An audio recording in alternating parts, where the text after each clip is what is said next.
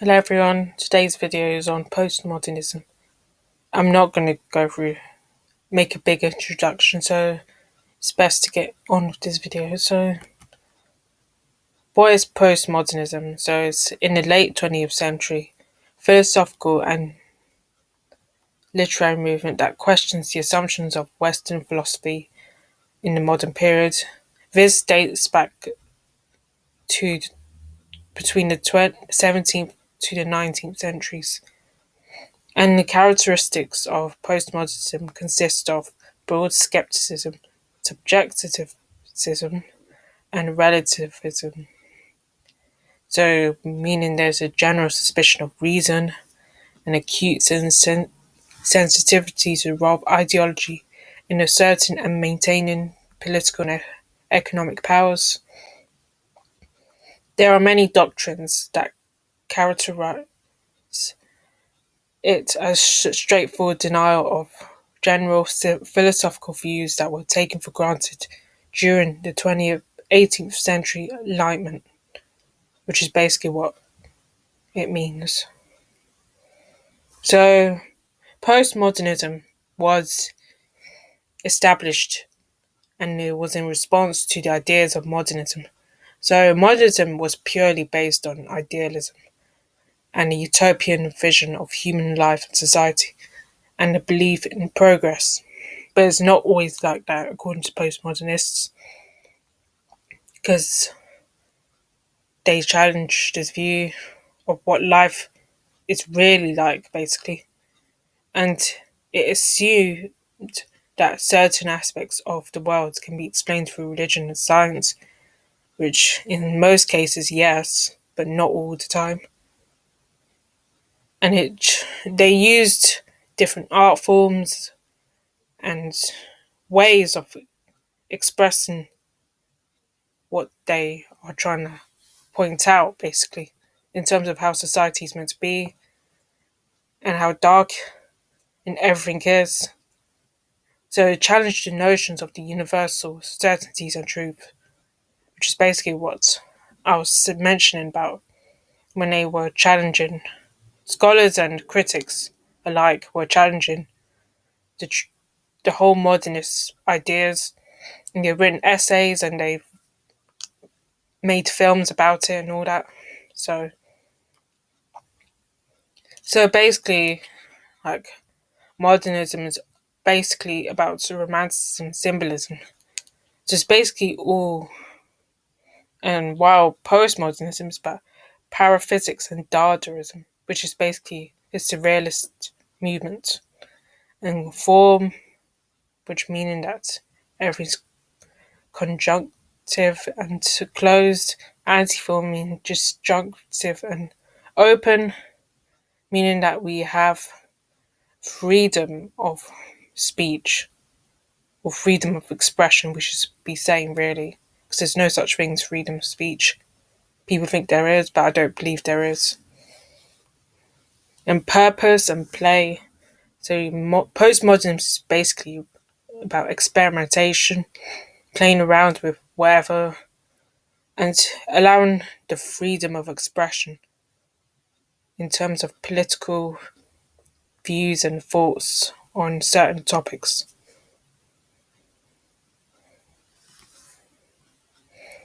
Important viewpoints in modern philosophy. So, objective natural reality. There are some important viewpoints in modern philosophy. So, first is based on objective natural reality, which discusses the natural reality of existence and properties of logic independent human beings, their minds, society, social practices, or their identity investigative techniques. So many postmodernists tend to dismiss it because they believe this is idea of naive realism, but and they see it as more of a scientific or artificial construct of practicing language. Is this That's how people see themselves in terms of what they think society should be like, and they have their own way of constructing different meaning and stuff. which is basically similar. What I'm going to talk about a bit later. So this point is applied to history as past events could be recalled in terms of societies, structures, or practices by social science, because there's a lot of evidence. And throughout history, people do tend to leave their mark, whether it's good or bad, but mostly bad, because history is, according to postmodernism, it's mostly bad. And people construct what they mean and how we investigate that truth of how we lived as humans and stuff. So objective truth is about this could be expressed as denying scientific and historical truth. Scientists and historians describe this as objectively true or false, which is what it is. And it is the rejection of objective natural reality, which in turn is saying that truth does not exist. That's what postmodernists believe, that the truth is nowhere to be found. But they are just, I think it's contradictory, really, because the truth is right in front of us, but some parts of it's been hidden from us by scientists and historians or whoever is creating or writing the history. But most of the time, the history is written by white middle class people, and the scientific research is written by them also. And they're saying that this in turn is what is hidden. It's basically non existent, and we don't have enough evidence. That's what they're trying to say. Science and technology, in terms of reason and logic. So, to use reason and logic, specialized tools are made through science and technology which can help humans change society for the better and themselves also. But at times, the technology can be used for in the future that we create, can create, make human societies more humane and enlightened and more prosperous than before. But the modernists don't believe that's the case, because technology can sometimes be used against us, because it could create force, war, famine, disease, and oppression, which are main examples of why technology. There are many things that technology could do, and it could create a dystopia around us, as I mentioned in a previous video about that. So, but I spoke in more detail of it. So, reason and logic are usually universally valid because we live in societies where we need to follow laws and customs, and each rule applies to everyone. Most laws, I mean, apply to everyone. So they believe this is more conceptual constructs and in truth are valid for the establishment of intellectual traditions which are used. That's what they think. The laws that were created by the higher powers were made for that. But there are times where people don't always need to follow certain laws. Depends on what society you're living in. But there's times where people could be abusing power and corrupting the system. And people have to rebel because of some laws they don't feel like they need to follow these laws, and they don't feel these laws benefit them. They benefit some people, not others. And we all have different ways of living culturally or otherwise. So human nature exists through faculties, amplitudes, or dispositions, which are presented in humans since birth rather than learned or installed through for, social forces and postmodernists say that all or nearly all aspects of human psychology is completely determined, which is basically true. But I'm not going to say if it is. I think it's true, but I don't know. But I think genetics is more learned. I mean, it's more what we inherit rather than the way we think. Maybe your ancestors were farmers or something. Maybe. But they believe that all human psychology is socially determined, but through it's more environmental. I would say in the most part, it's environmental in how we think and how we see the world and what we do about it. It's naturally in us. If it's naturally in us, then maybe. But I think it goes passed down from generation to generation in the family also. So language is more than just a tool for communication. Postmodernists believe that language is not a reflection of reality as enlightenment philosophers like argues. So they follow Ferdinand de Saussure, who's the father of basically semiotics. He's the person that's come up with this. But his theories weren't that famous, I think, because of a lot of people didn't really know about it. So they posed that the language is self-contained and self with with referential, which means that words don't are not really fixed, but they rather depend on constructs and differences within meanings of other words. It depends because we could create our own meanings, of what that thing should be.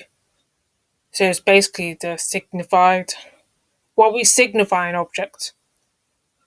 When we associate one word, like the color red, is the signifier. The signifiers could be blood or heart or passion or something. Another word that could attach the color red, basically. We all construct the way we think. The first thing that comes to our minds is what we think about a certain thing. So in this view, meanings are not isolated, but they are rather connected through, through other meanings, which means they can create an endless chain. I think there's a game where you play and you have to say word association and you say one word and another person says one word that's linked and the other person, next person, next person. It goes on and on. It's like an endless chain of words, basically. So the speaker and listener are always deferring to each other as they need all the evidence to understand the message fully. Because people don't always speak the same language or use the same meanings, because it could mean different things to people. And self reference is not limited to natural language, and it also implies to the discourses of a particular community and traditions. These discourses reflect on the social, moral, and intellectual values that community or tradition.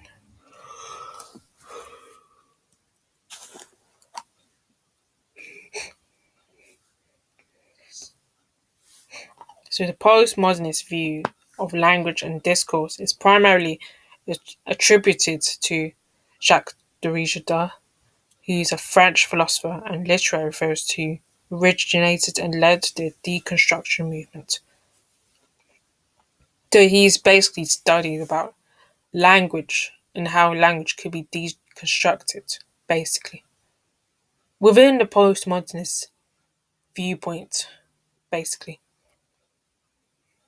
So knowledge can be acquired through natural knowledge is acquired by us through natural reality, which basically can be justified purely based on evidence or principles that are or could be known immediately, intuitively, or otherwise with certainty. So Postmodernists reject this idea because they think this is more to do with philosophical foundationalism, an attempt perhaps best known, amplified by the 17th century Rene Descartes'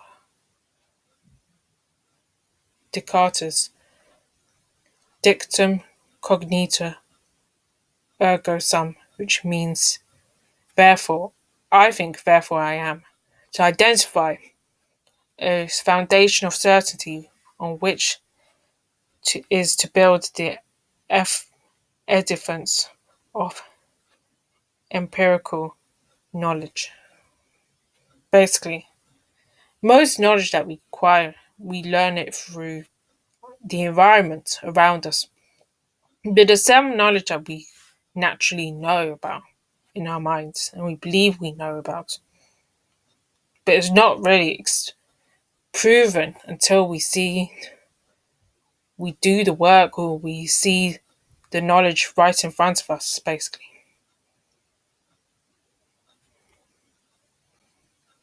Natural and social worlds can be explained by constructing general theories within a specific domain of knowledge, such as general theory of human history, like dialectical materialism.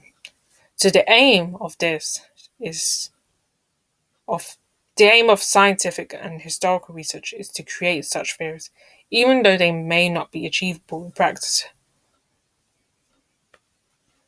However, postmodernists reject this idea as an unhealthy trend in Enlightenment discourses, where totalizing systems, thought, or grand meta-narratives of human developments are adopted.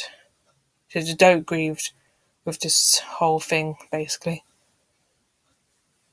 because it can be constructed, and they don't believe they believe it's something more deeper, um, basically.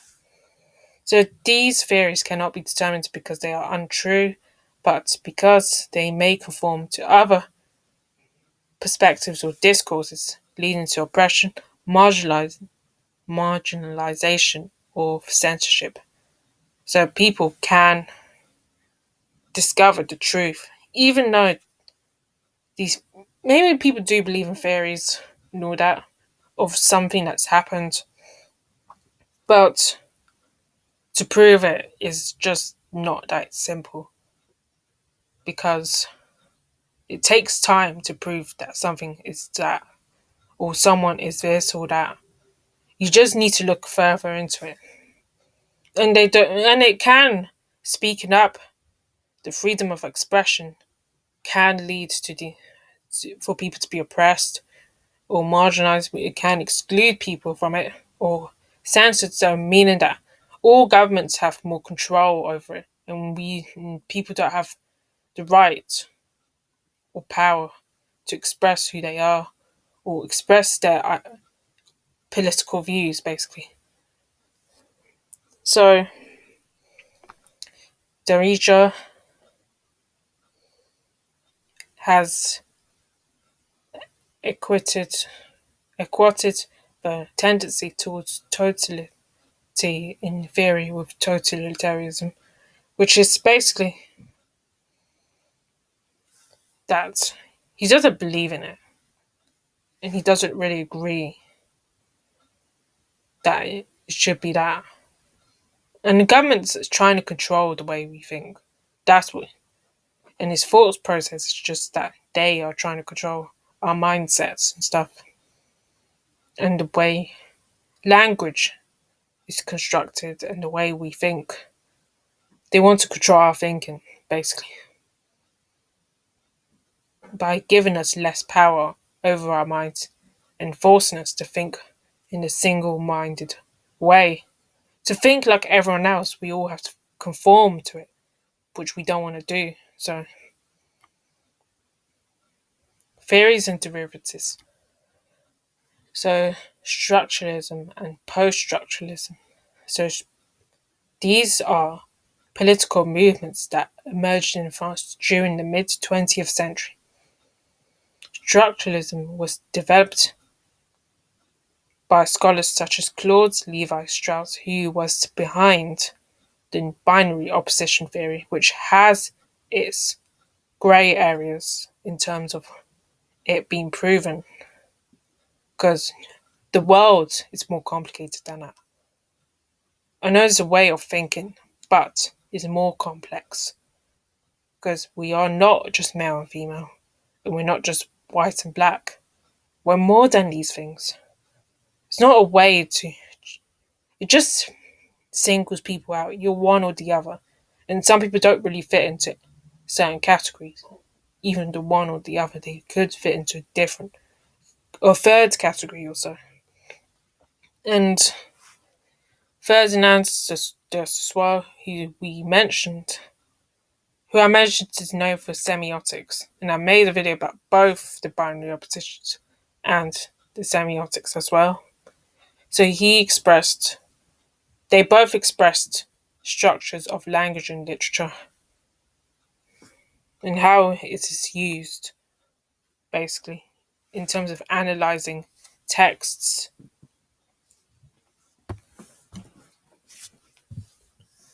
Post-structuralism, which was influenced by Michel Foucault and Gilles Deleuze, built upon these ideas. So they both built on the ideas from the previous scholars that studied the structures of language and literature using textual and how it could be displayed in textual analysis. Both movements, and they both furthered it on by doing their own takes on it. So,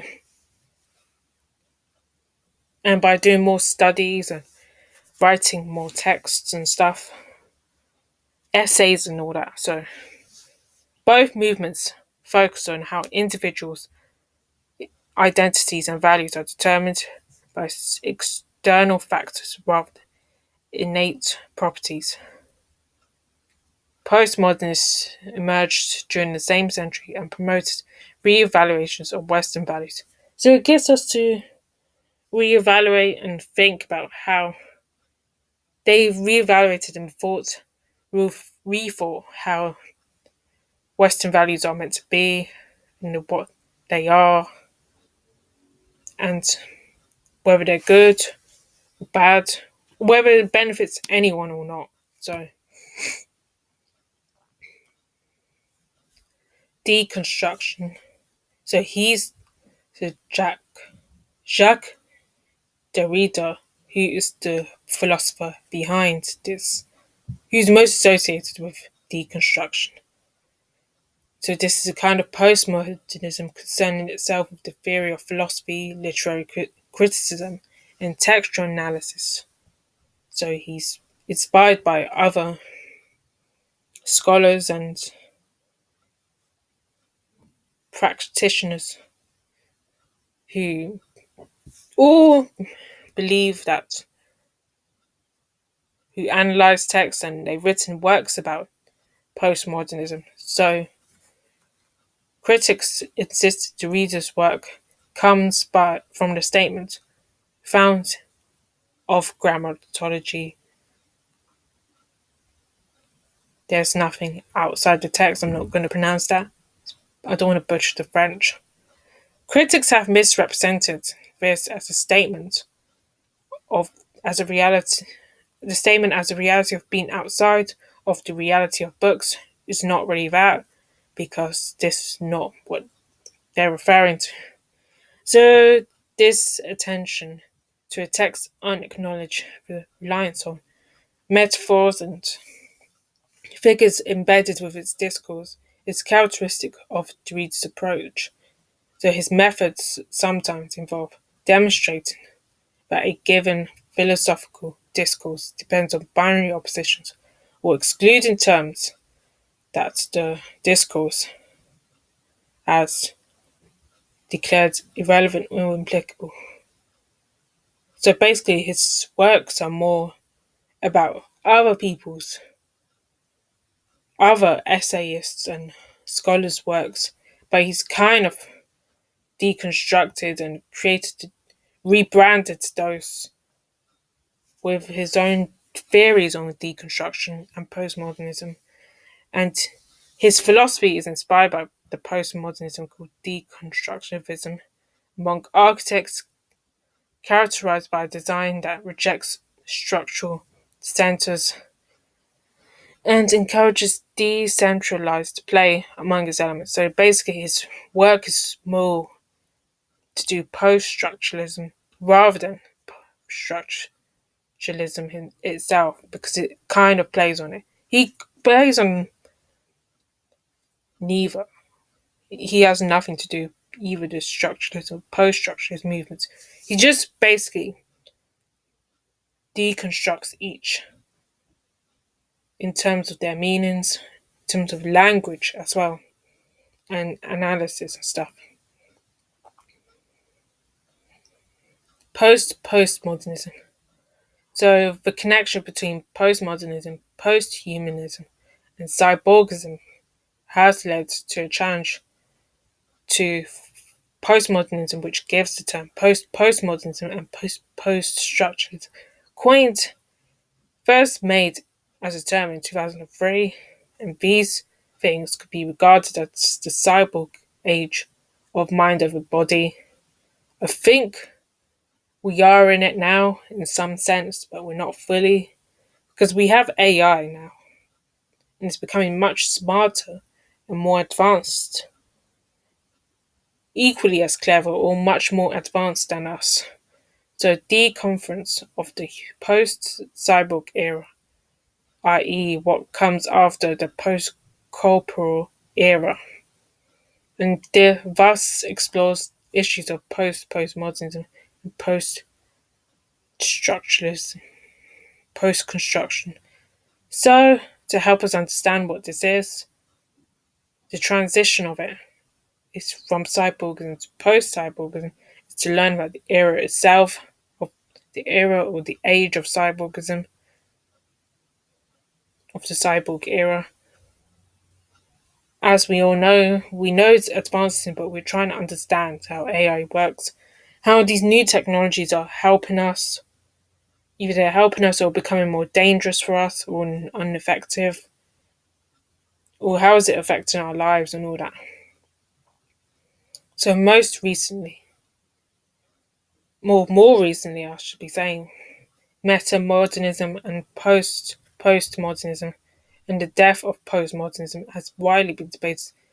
In 2007, by Andrew Hoborek, noted in his introduction to a special issue of the journal 20th Century Literature titled After Postmodernism, that declarations of postmodernism's demise has been a critical commonplace. So it can. We are debating whether it's basically a debate whether we are in postmodernism or postmodernism, which is the aftermath of it.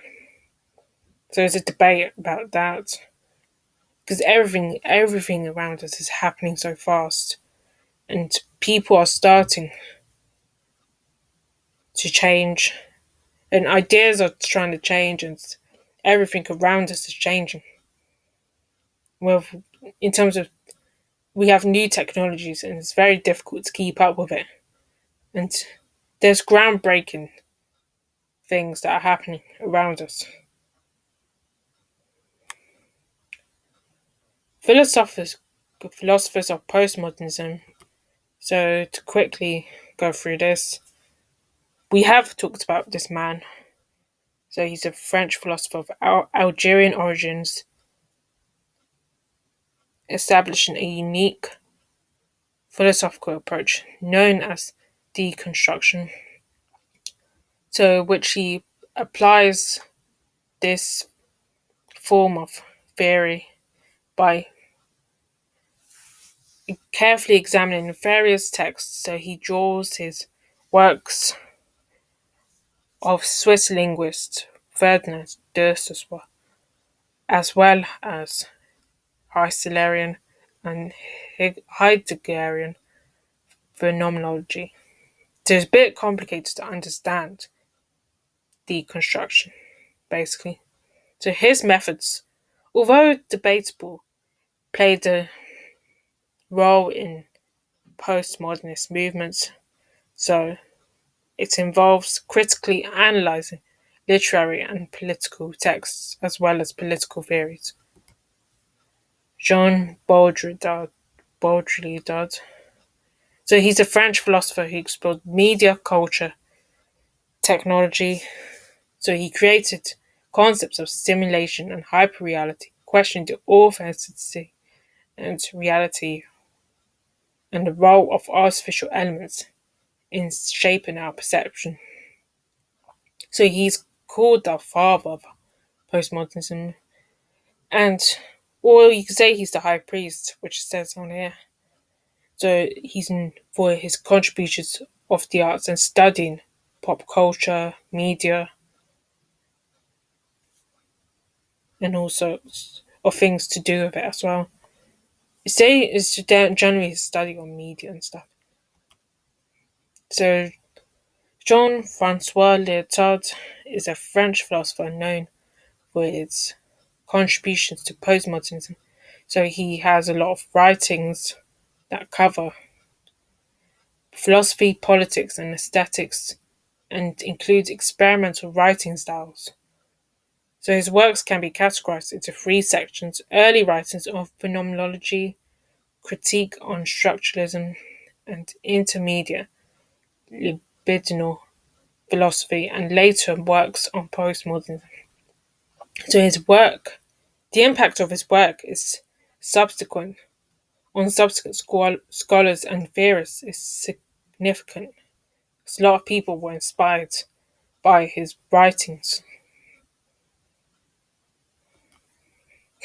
So Michel Foucault, so he's a French figure or philosopher or an activist who studied the power and knowledge in connection to government, governing society, social establishments.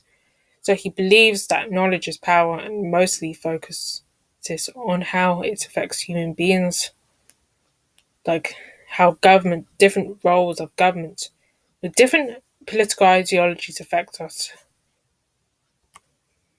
So Richard Rorty is an American philosopher with a passion for history and contemporary analytic philosophy. Sorry. So he self-identifies himself as a postmodernist, bourgeois liberal, and rejects the idea that liberalism should be portrayed as transcultural and ahistorical. Postmodernism in the arts. So postmodern art emerged as a challenge to modernist philosophy and its focus on progress, progress and technology.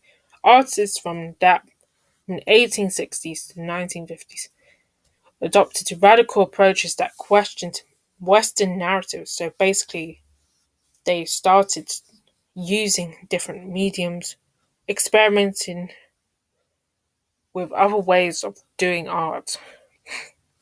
Like, there's different movements now that are in response to postmodernism, which I will get to in the next slide. Post-war America saw the emergence of neo-Dadaism and pop art, which changed modernism's narrow-mindedness. Is the way that these art forms are made, and it changed the landscape of art forever, really. And you go to the Tate Modern to see a lot of modern art in London, and you could see, I think there's one in New York also about modern art, and love the art today is postmodernism, really, if you think about it. So over the next 40 years, diverse movements like conceptual art and identity art continue to play with fragmented subjects, break down hierarchies, and emphasize spectacle and image. So artists continue to explore postmodernist veins. Basically, they're continuing to use postmodern art in their pieces and to using their own styles of expression and using different mediums and techniques to do that, whether it's through video installations, because we have a lot of them now, or drawings, or using colours, splashing the paint all over the place, thinking that it is really art, and having a particular style of drawing also. And these are few examples of postmodern art. The pop art is more comic book style. It's very colourful and bright and bold. Like two artists, Andy Warhol and Roy Lichtenstein, were both experimenting with colour and using pop culture as a form of art. That Andy Warhol used prints and Lichtenstein was drawing through comic book canvas or something, a comic book style of art. And Cubism was in response to the French Impressionism or something like that. So Pablo Picasso was his art was more very political indeed, and he was inspired by African art. And another artist that he was inspired by was Henri Matisse, who was kind of a cubist himself, and he used a lot of bright colours. He was bold with it and all that. So Cubism is using experimenting with art, using shapes and using in how we see different figures or people and stuff. Dadaism is basically art that is made out of silly things or stupid things. Like there was a toilet that had writing on it as art, and this is art. But it's your own interpretation of what art should be. And that's what postmodernism is about, really. And concept art is basically art that's could be through a video installation, it could be a statue, sculpture, whatever. And this art statue is called the sculpture is called the Balloon Dog by Jeff Koons. He's known for being a concept artist. And postmodernism, as I say, is more about your own interpretation, what you think the artwork means instead of what the actual work is trying to say, or what it's not a right or wrong answer. It's up to the person to interpret what it means. So postmodernism in cinemas challenged the audience perception of with a diverse art styles and filming techniques that blur the lines between reality and fiction. So they use non-linear plots, hyperreality, and popular culture references to create a unique and thought-provoking experience that could challenge traditional beliefs and values.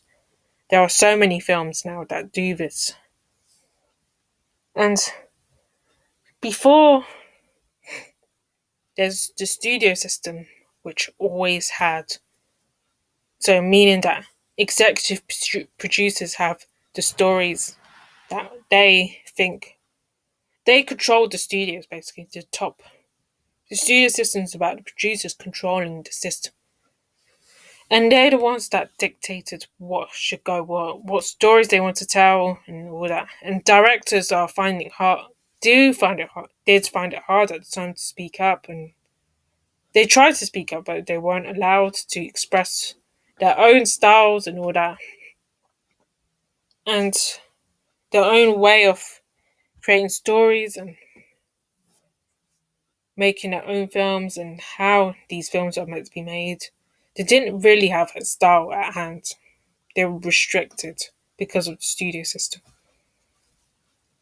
But and they since then, since the 1940s or 50s, France, there was a magazine called Cahiers de Cinema, which is about the alter theory, which allowed creators to express themselves through their works and all that. So it offers a fresh perspective of storytelling and filmmaking, meaning that we get to understand the filmmaker's style and how they would like their films to be made, and if they use certain camera techniques, certain colors, shots, lighting, and all that. So we have New Hollywood, which allows filmmakers to express their the way they want to tell their stories. They're trying to be more forward with it now. I mean, in the past, they were trying to be more poetic and allowing create freedom of expression, as mentioned, because the studio system was restricting it. And the collapse of the studio system did allow filmmakers to progress and become the type of filmmakers they want to be and the type of auteurs they want to be, basically. Experimental and avant garde. Me and they used non-linear narratives.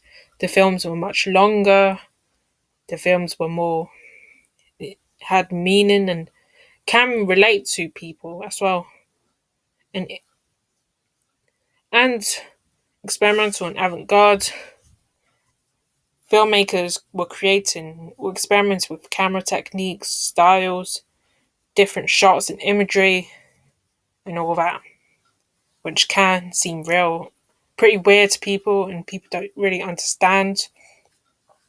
An art house is more about independent filmmaking, even though parts of it's more Hollywood, but most of the time it's more independent, it's low budget, it has less funding, it's more festival driven, and allows filmmakers to be use their own come away from big Hollywood projects to do their personal stories that relate to them or their own, and they could use their own filmmaking style more than a New Hollywood. But New Hollywood's similar, but it's more mainstream compared to art house. Postmodern TV, so as it does, postmodern in film, so postmodern TV aims to break the mold and challenges people's perception in terms of what TV is and what they are watching. So what makes a TV show postmodern is it's generally written texts that are made for breaking boundaries, whether they're controversial or otherwise. And they're more experimental as well, like ideas are becoming more experimental, they're breaking them like Gogglebox or Big Brother, Naked Attraction. There's a lot of Channel 4 stuff that's more experimental, and now we see a lot of main web streaming services like Netflix and Amazon Prime and Hulu, Disney Plus. Everybody's uploading their videos on there. Every filmmaker's going on these sites. There's the establishment of high-end TV, which is now becoming a postmodern thing in this day and age. So, an example of this is blurring the boundary between reader or viewer and the fiction. For example, a TV show that acknowledges that it's not real. So it's basically just reality. Is that reality TV is becoming a postmodern phenomenon, and people are starting to enjoy post reality TV and seeing real people basically, and they do become famous after that. So it's a new form of celebrity. Music. So postmodern music developed in the 60s and it was groundbreaking because there were social changes were happening. Music had adherence to the ideas that areas of postmodernism could be classed similarly. So there were social changes like the anti-war movements that people were against the war in Vietnam, and there was the civil rights movement, meaning that all races should be equal, and there was LGBT rights because people were not allowed to have rights because of their sexuality and all that. Which and that's why this music was created. So it truly embraces the defiance to go against structure and ideology. And musicians become more creative with postmodern styles that they draw upon their stylistic inspirations from a wide range of contradictory areas like art, film, TV, you know.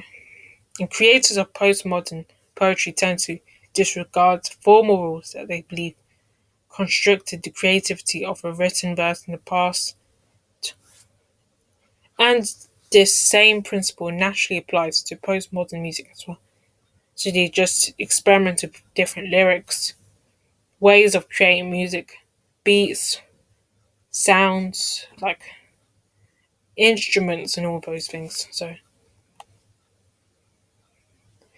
postmodern classical music is that classical music mixed with other beats, I believe, like hip hop beats or dance beats.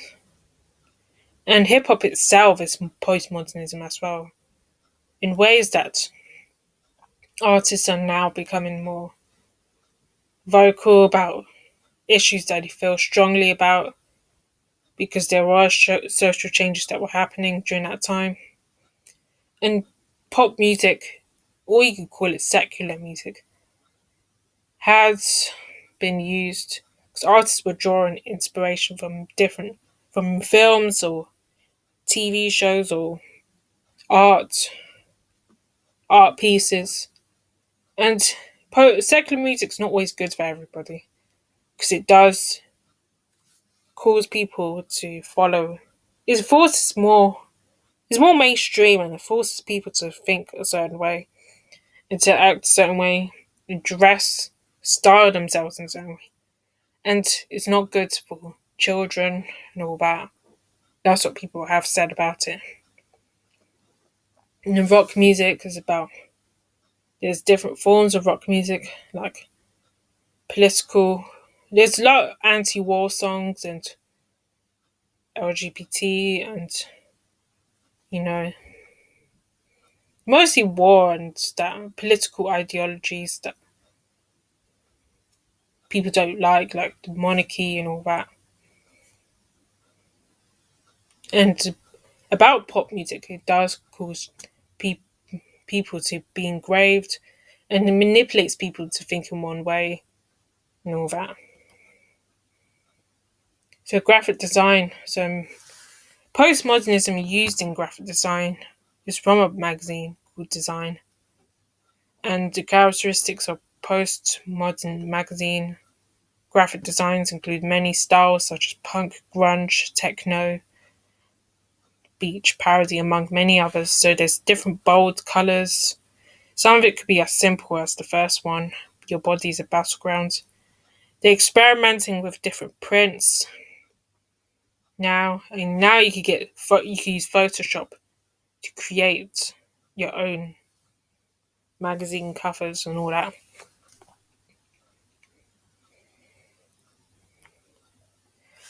Postmodern literature emerged in the 1950s in response to the volatility of the modernist request for the meaning after World War II because of what was happening during that time. As we all know, I'm not going to get into history in that. So it embraces the randomness, playfulness, fragmentation, metafiction, and intertextuality, rejecting absolute meaning. So basically, it allows writers to create stories that otherwise won't be told. and working with style things that mechanisms that otherwise won't be used will naturally be told in a certain way. So postmodern works use unreliable narrators, black humour, wordplay, irony, college style forms, temporal distortion, and intertextual dialogue to create confusion and disorder. So just we have a lot of books now that confuse the hell out of us, and we don't always understand the stories. We just have to always read it a few more times so we can get what the author's trying to say. And there are times we don't even get it at all. So there are inappropriate subjects which the authors use and are emphasized in their stories, and they are tackled in some ways, or otherwise not. Well, some authors kind of embrace being doing certain things. And some books have made been controversial at the time because they have been censored in different countries or banned from ever being sold and all that. And Catch 22, I think it's a satirical book about it makes a mockery and a joke out of war.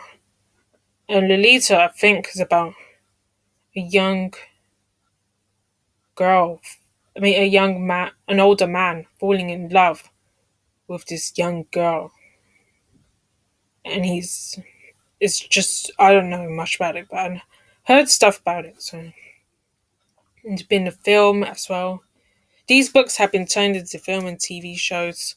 And Philip K. Dick's Do Androids Dream of Electric Sheep was inspired, which inspired the film Blade Runner and its ideas of human, what being human really is and who's really human. If it's, yeah, questions about humanness or artificial humanness. So architecture emerged in the 1960s and it responds to the conformity of modern architecture. So it deliberately ignores historical and cultural aspects of buildings because they were more